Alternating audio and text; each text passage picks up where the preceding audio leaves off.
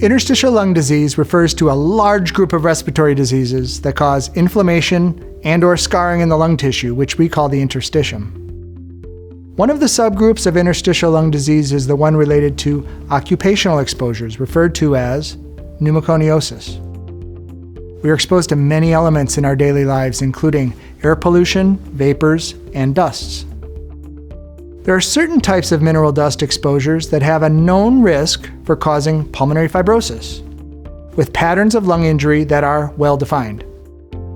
The type and timeline of exposure is an important piece of information when making the diagnosis of an occupational lung disease.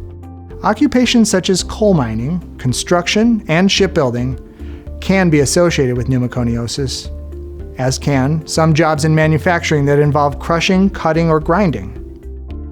Those involving inhalation of mineral dusts are at the highest risk.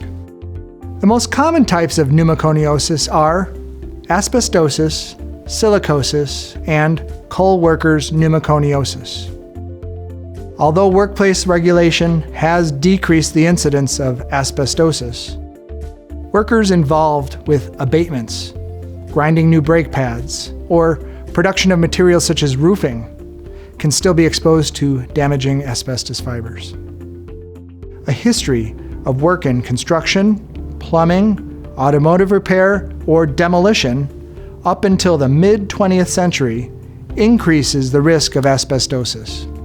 The more exposure a person has had, the higher the risk. And there's usually a lag time of several years between the exposure and the development of lung disease. Exposure to enclosed asbestos, such as what's behind a wall in a building where you work or live, or asbestos in the soil, does not cause disease. Stone cutting, masonry, and ceramics are some of the occupations at risk for development of silicosis. Coal workers are exposed to multiple elements, including coal dust, silica dust, and diesel exhaust.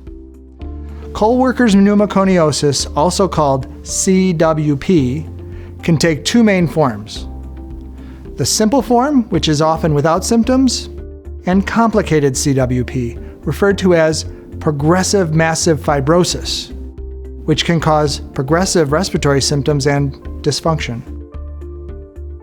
Federal regulations and medical surveillance requirements attempt to limit exposure for coal workers and detect lung disease early when it develops. Symptoms of pneumoconiosis are often nonspecific and can include shortness of breath, cough, and fatigue. CWP also can present with bloody or black sputum or mucus production.